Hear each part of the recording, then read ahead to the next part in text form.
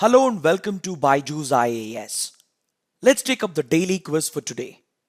The first question: which of the following initiatives have been taken up by the BRICS organization? The New Development Bank, Contingent Reserve Arrangement, BRICS Payment System, and the BRICS Cable. The correct answer is option D, all the four.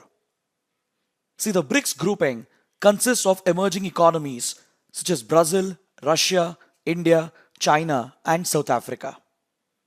Ever since the grouping was established in 2009, it has tried to counter the dominance of the West in the global banking and financial system and as well as in the global digital ecosystem.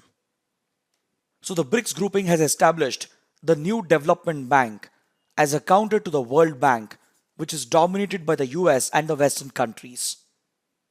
It has also set up the CRA or the Contingent Reserve Arrangement as a rival to the IMF, which is largely dominated by the European countries along with the Western countries. Then BRICS has also proposed the establishment of a BRICS payment system to counter the SWIFT payment system, which is dominated by the Western countries, particularly by the US. And it has also proposed the establishment of the BRICS cable, which would be an underwater OFC cable, in order to prevent the interception of their internet traffic by Western intelligence agencies. So all the four are major initiatives taken up by the BRICS, and the New Development Bank and the Contingent Reserve Arrangement have already started functioning. However, work related to BRICS cable and the BRICS payment system is still ongoing, and they have even proposed the establishment of an alternative credit rating system, which is currently dominated again by the Western countries. This question on the BRICS has been asked because we have a related article in today's The Hindu newspaper. According to this article, Chinese President Xi Jinping may visit India for the upcoming BRICS summit, which shall be hosted by India. If the physical summit were to be held, then it would provide an opportunity for the BRICS leaders to take up the pending initiatives, and China has even proposed to expand the BRICS into the BRICS Plus to include other like-minded countries in order to develop a new global world order as an alternative to the traditional dominance of the world order by the Western countries. Now let's look at the second question. The Financial Action Task Force or FATF was set up by the G7. Option B is the right answer. See, the FATF is an intergovernmental organization that was set up in 1989 by the G7 countries to combat money laundering. Then following the 9/11 attacks of 2001, its mandate has been updated to tackle terror financing as well, considering the links between money laundering, terror financing, and organized crime. This question has been asked because we have a related article in the Hindu. According to the article, Pakistan's actions shall be reviewed at the upcoming FATF plenary summit. See, currently Pakistan has been grey listed by the FATF for failing to act against money laundering and terror financing. Currently, Pakistan faces the risk of being blacklisted by the FATF, which is going to have severe economic consequences on the country. After placing Pakistan on the grey list, the FATF has given a 27-point action plan to Pakistan, and till date, Pakistan has complied with only 21 of these action points, and it is yet to implement the 6 remaining action points. So at the upcoming FATF plenary summit, Pakistan's actions shall be followed up by the FATF, and based on a review, the FATF will decide whether Pakistan should be retained or removed from the grey list, or it should be placed on the blacklist.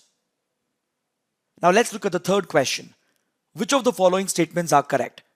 India has recently signed the Comprehensive Economic Cooperation and Partnership Agreement with Mauritius. This is India's first such free trade agreement with an African country. India has leased out defense equipment such as fighter jets and submarines to Mauritius for protecting its maritime security. Amongst the given statements, the first and the second statements are correct, so option B would be the right answer. See, the third statement is incorrect because India doesn't lease out defense equipment such as fighter jets and submarines to Mauritius. But it does provide defense equipment for surveillance and patrolling such as the Dornier reconnaissance aircraft, the advanced light helicopters, that is Dhruv, and India has even donated offshore patrol vessels and smaller boats to help Mauritius defend its maritime security. But large and advanced defense platforms such as fighter jets and submarines are not offered by India to Mauritius. Now this question has been asked because we have a related article in the Hindu. According to this article, India's foreign minister, who's on a visit to Mauritius, has signed a key agreement with Mauritius.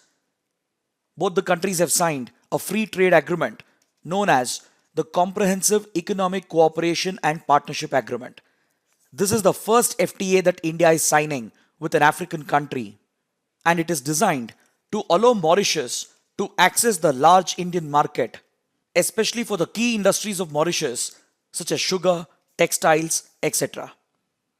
Plus, India has also announced a line of credit of $100 million to enable Mauritius to procure defense equipment from India for strengthening its patrolling and surveillance of its exclusive economic zone. India has always shared a special relationship with Mauritius, and these initiatives, they are in line with India's African diplomacy because Mauritius represents the gateway to Africa for India, and it is also in line with India's vision for the Indian Ocean region that has been laid out under the Sagar Doctrine. So these agreements are bound to improve India's economic relations and defense relations with Mauritius. Now let's look at the fourth question. Which of the following statements are incorrect? The International Atomic Energy Agency or IAEA seeks to promote the peaceful use of nuclear energy and to inhibit its use for any military purpose. Though established independently of the United Nations through its own international treaty, that is the IAEA Statute, the IAEA reports to both the UN General Assembly and the UN Security Council. Signature and ratification of the Nuclear Non-Proliferation Treaty or the NPT is a precondition for membership to the IAEA. The question is asking you to identify the incorrect statement. So statement number 3 is incorrect, and hence option C is the right answer. See, the IAEA is a global institution established independently of the UN through the IAEA Statute. It was established back in 1957 to promote the peaceful usage of nuclear energy, that is to promote the civilian usage of nuclear energy for generating electricity and for developing medical devices. At the same time, the IAEA inhibits the usage of nuclear energy and nuclear technology for military purposes, including the development of nuclear weapons. Even though the institution is independent of the UN, it does report to the UN General Assembly and the UN Security Council, and as a part of its mandate, it performs 3 crucial functions. It lays down the international standards that will have to be followed by nuclear facilities around the world with regard to nuclear safety and nuclear security.